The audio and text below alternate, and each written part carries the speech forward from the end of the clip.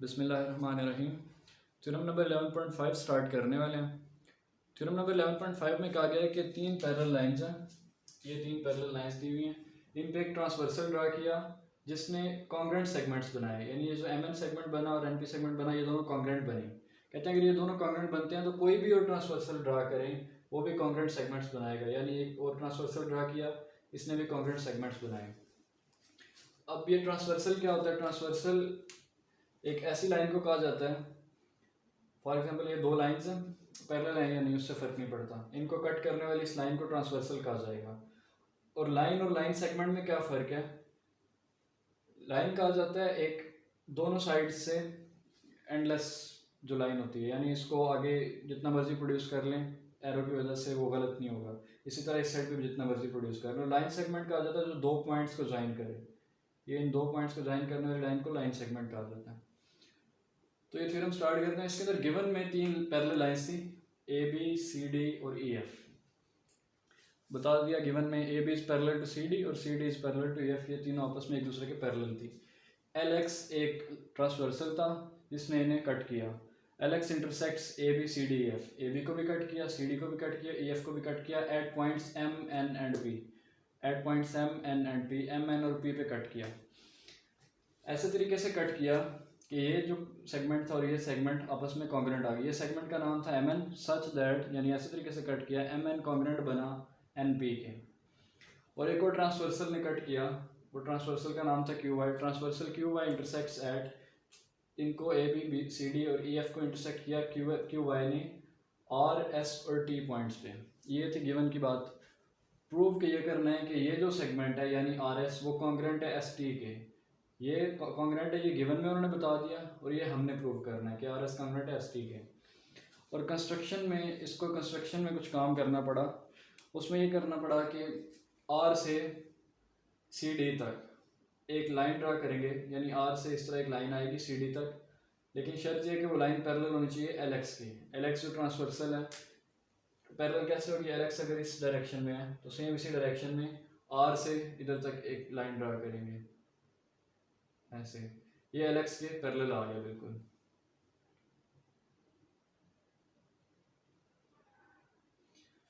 ये मीट करती है, इसने सी डी को मीट किया यू पे ऐसे। इसी तरह एस से एक ड्रा किया, वो भी एल एक्स के पैरेलल था, इसने वी पे कट किया। अब अगर आर यू एल एक्स के पैरेलल है और एस वी भी एल एक्स के पैरेलल है तो पता ये याद रखना चाहिए कि आर यू एस वी के पैरेलल है। ये आगे थ्योरम में काम आएगा। यानी ये दोनों अगर एल एक्स के पैरेलल हैं तो ये दोनों आपस में भी पैरेलल होंगे। एक काम ये किया, उसके बाद दूसरा काम करना है कि एंगल्स के नाम देने हैं। एंगल 1, एंगल 2, एंगल 3 और एंगल 4। इसका नाम एंगल 1 है, इसको एंगल 1 कहना है। इसको एंगल 2 कह लेते हैं, इसको एंगल 3 कहेंगे और इसे एंगल 4 कहेंगे।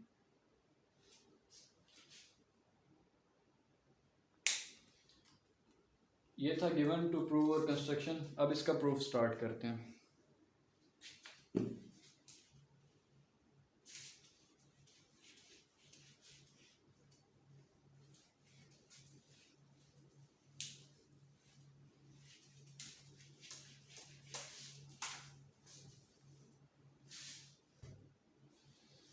अच्छा, एक चीज़, एम एन और आर यू आपस में पैरेलल है। एम एन क्यों पैरेलल है आर यू के? क्योंकि आर यू एल एक्स के पैरेलल था और एल एक्स का ही एक सेगमेंट है एम एन, तो एम एन पैरेलल हुआ आर यू के।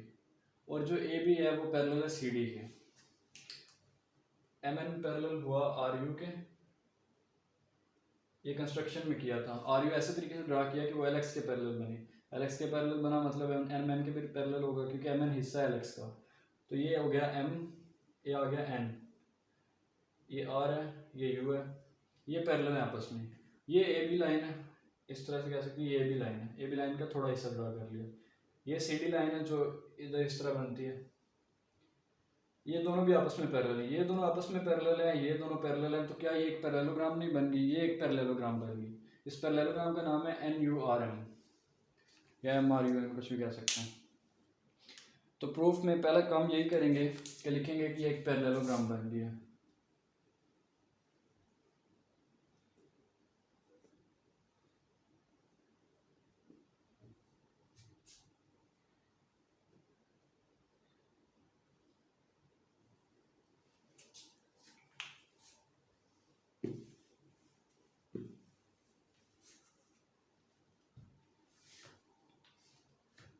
लिखते हैं कि MNUR इज अ पैरेललोग्राम, उसके आगे रीजन लिखेंगे।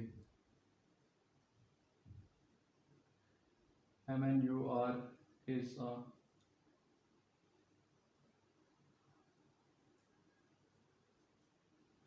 ये एक पैरेललोग्राम है। अब बताना पड़ेगा कि ये पैरेललोग्राम कैसे है। इसलिए पैरेललोग्राम है क्योंकि अपोजिट साइड्स आपस में पैरेलल हैं। पहले साइड का नाम लिखते हैं MN पैरेलल है RU के, MN पैरेलल है RU के, एक पेयर ऑफ साइड्स लिखा। अब इसके आगे ब्रैकेट में ये बताना पड़ेगा कि MN क्यों है पैरेलल है RU के। ये कंस्ट्रक्शन में किया था क्योंकि RU को हमने ड्राई ऐसे तरीके से किया था कि वो LX के पैरेलल बने, और LX के पैरेलल बना मतलब MN के भी पैरेलल बना, क्योंकि MN टुकड़ा है LX का, LX का सेगमेंट है। इसी तरह AB पैरेलल है CD के, ये दूसरी साइड बनती है। इसके लिए लिख सकते हैं MR पैरेलल है RU के।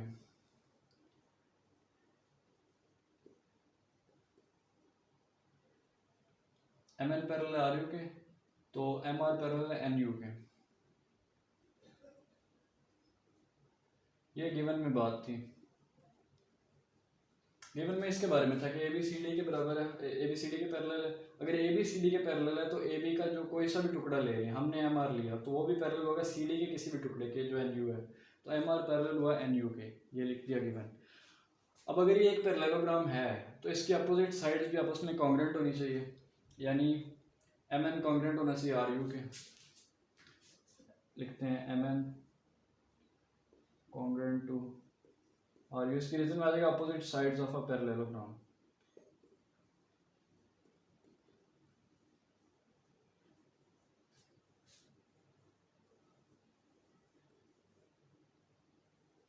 ये पैरेललोग्राम लिख दिया, opposite sides of a parallelogram, इस वजह से ये इसके कॉन्ग्रुएंट है।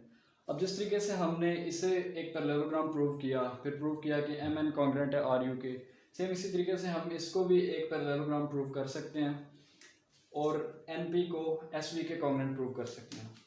उसके लिए बजाय इसके कि हम पूरा लिखें कि NP SV is a parallelogram, आगे उसकी ये दोनों साइड्स बताएं, हम लिखते हैं सिमिलरली, कि सेम इसी तरीके से जिस तरह से ये पैरेललोग्राम बन सकती है, ये दोनों साइड्स भी तो पैरेलल थी और इसको भी पैरेलल रखा था इसके, तो ये भी एक पैरेललोग्राम बनती है। ये अगर पैरेललोग्राम बनती है तो NP भी कॉन्ग्रुएंट बनता है SV के। हम NP कॉन्ग्रुएंट टू SV लिख देते हैं direct, NP is congruent to SV। और जब सिमिलरली लिखते हैं उसके लिए रीजन लिखने की जरूरत नहीं पड़ती। NP कॉन्ग्रुएंट आ गया SV के। अब MN कॉन्ग्रुएंट है RU के, और MN तो कॉन्ग्रुएंट था NP के भी, तो नीचे लिखेंगे but MN is congruent to NP।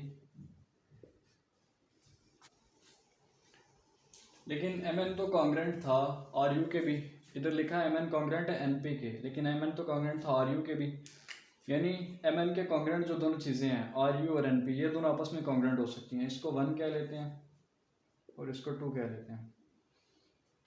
So NP is congruent to RU, यानी NP कॉन्ग्रुएंट हो गया RU के। इसके रीजन लिखेंगे फ्रॉम 1 and 2। ये बात 1 और 2 से पता चली। अब हमें ये प्रूव करना है किसी तरीके के RU SV के कॉन्ग्रुएंट हो जाए। RU NP के कॉन्ग्रुएंट हो गया और NP SV के कॉन्ग्रुएंट हो गया, इसको 3 कह लेते हैं। और आगे लिख सकते हैं NP के कॉन्ग्रुएंट SV भी है, NP के कॉन्ग्रुएंट RU भी है, तो RU और SV आपस में कॉन्ग्रुएंट हो जाएंगे। इसके रीजन में आएगा फ्रॉम 2 and 3।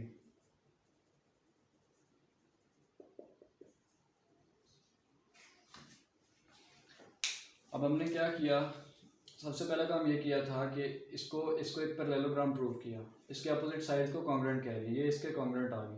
इस तरह इसको पैरेललोग्राम प्रूव किया, इन दोनों साइड्स को कॉन्ग्रुएंट कह लिया।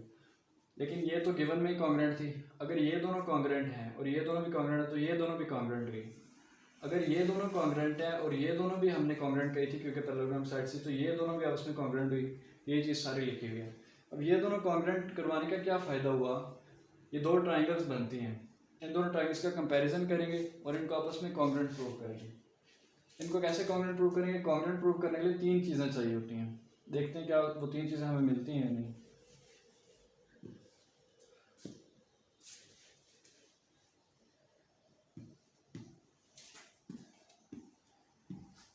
एक चीज़ तो अभी हमने प्रूव की कि आर यू कॉन्ग्रेंट है एस वी के। दूसरी दो चीज़ें, एक एंगल 1 और एंगल 2, एंगल 3 और एंगल 4 है। एंगल 1 एंगल 2 के कॉन्ग्रेंट है। एंगल 1 एंगल 2 के कॉन्ग्रेंट कैसे है? वो ऐसे कॉन्ग्रेंट है कि एक इस तरह से लाइन है, ये वाली, ये दो पैरेलल लाइंस हैं, ये दो पैरेलल लाइंस हैं, और एक ये वाली लाइन है। एक तीसरी लाइन ये है। इस लाइन के पैरेलल इधर भी एक लाइन ड्रा की, और इसी लाइन के पैरेलल इधर भी एक लाइन ड्रा की। अब ये दोनों लाइंस आपस में पैरेलल हैं, ये दोनों भी पैरेलल हैं, तो इधर जो भी एंगल बनेगा वो एंगल इसके कॉन्ग्रेंट होगा। सेम इस तरीके से ये लाइन एक ही लाइन है और ये दोनों लाइंस आपस में पैरेलल हैं, तो इधर जो एंगल बनेगा वो तो ऑब्वियसली इक्वल होगा। इस चीज़ को रिपीट करते हैं एक दफ़ा कि ये दो लाइंस हैं, इन पे एक लाइन ने कट किया, तो इसके ऊपर जो एंगल बनेगा और इधर जो एंगल बनेगा वो बराबर होगा। वो एंगल 3 और एंगल 4 की बात है। अगर एक लाइन इस तरह से कट की जाए, इधर एक एंगल बनेगा, और इस लाइन के बिल्कुल पैरेलल एक इस तरह से लाइन ड्रा की जाए, तो वो ऑब्वियसली ये एंगल और ये एंगल भी बराबर होंगे। ये लाइन इस लाइन के पैरेलल है और ये एक ही लाइन है, मतलब ये लाइन इस लाइन के पैरेलल है। दो पैरेलल लाइंस के दरमियान जो एंगल आते हैं वो बराबर होते हैं और उनको कोरिस्पॉन्डिंग एंगल्स कहा जाता है। इनको इक्वल लिख के कोरिस्पॉन्डिंग एंगल्स इनकी रीजन दी जाएगी। यानी एंगल 1 एंगल 2 के कॉन्ग्रेंट है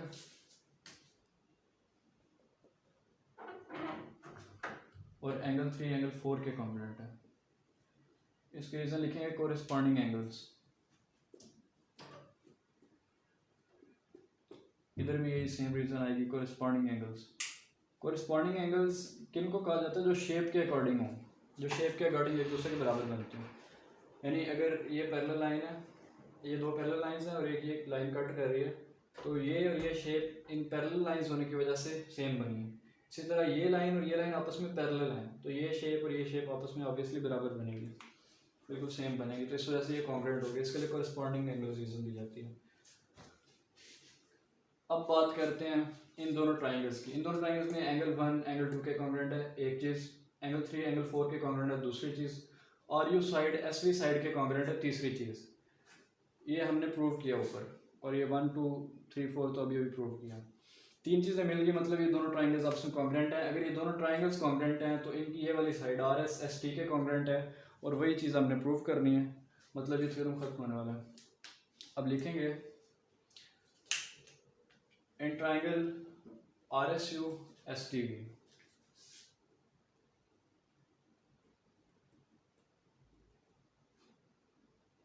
ट्राइंगल एस टी वी और ट्राइंगल आर एस यू में, ट्राइंगल आर एस यू में एंगल 1 एंगल 2 के कॉन्ग्रेंट बनता है, एंगल 1 है और एस टी वी का एंगल 2 है, ये दोनों आपस में कॉन्ग्रेंट है। इसकी रीज़न क्या देंगे?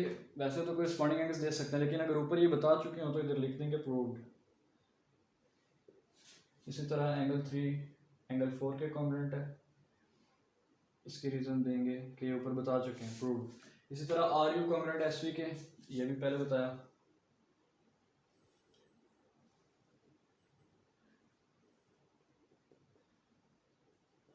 ये भी ऊपर प्रूव कर चुके हैं, तो इसके लिए प्रूव लिखेंगे।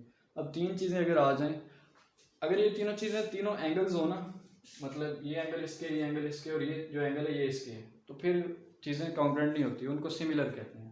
फिर उनकी शेप तो सेम हो जाती है, लेकिन उनकी जो कॉन्ग्रेंसी है वो नहीं बनती। शेप सेम हो जाती है, साइज़ उसका सेम नहीं होता, लेकिन कॉन्ग्रेंसी के लिए तो शेप और साइज़ दोनों चीज़ें सेम होनी चाहिए। अगर दो एंगल्स हों, एक साइड हो, दो साइड्स हों, एक एंगल हो, या तीनों की तीनों साइड्स हों, तो इन तीन केसेस में चीज़ें कॉन्ग्रेंट होती हैं। यानी दो एंगल्स और एक साइड है, मतलब ये दोनों ट्राइंगल्स में कॉन्ग्रेंट है। तो triangle R S U congruent है ट्राइंगल एस टी वी के। साइड एंगल एंगल पोस्टुलेट लिखेंगे, एक साइड है दो एंगल्स हैं, साइड एंगल एंगल पोस्टुलेट।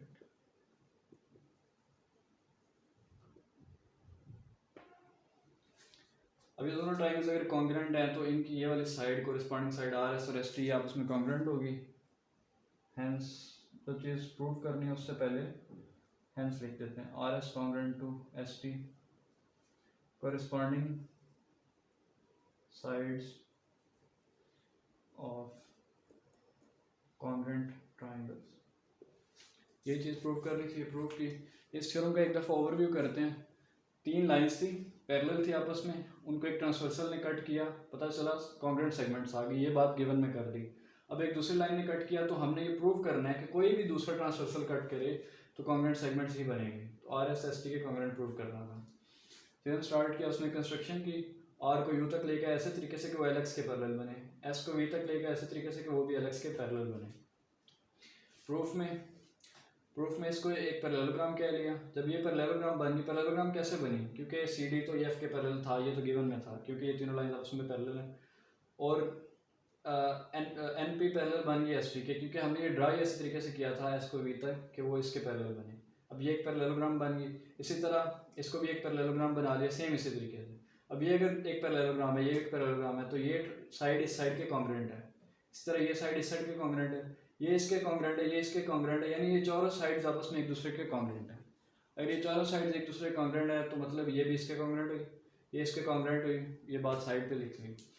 अब एंगल 1 एंगल 2 के कॉन्ग्रेंट है, क्योंकि ये दो पैरेलल लाइंस है, ये वाली दो पैरेलल लाइंस है और एक लाइन कट कर रही है। ऑब्वियसली जो एंगल इधर बनेगा वो उसके कॉन्ग्रेंट होगा। इस तरह से दो लाइंस बनी, वो एंगल कॉन्ग्रेंट होगा, इनको कॉरेस्पॉन्डिंग एंगल्स कह लिया। अब इन दोनों ट्राइंगल्स में एक ये साइड इसके कॉन्ग्रेंट है, ये एंगल इसके कॉन्ग्रेंट है, ये एंगल इसके कॉन्ग्रेंट, ये दोनों ट्राइंगल्स उसमें कॉन्ग्रेंट हुई। तो ऑब्वियसली इनकी ये साइड इस साइड के कॉन्ग्रेंट हुई, क्योंकि कॉन्ग्रेंट ट्राइंगल्स की कॉरेस्पॉन्डिंग साइड्स कॉन्ग्रेंट होती हैं। हमें प्रूव करना था आर एस एस टी के कॉन्ग्रेंट, इन दोनों ट्राइंगल्स को कॉन्ग्रेंट प्रूव करके हमने वो प्रूव किया। ये थ्योरम नंबर 11.5 था।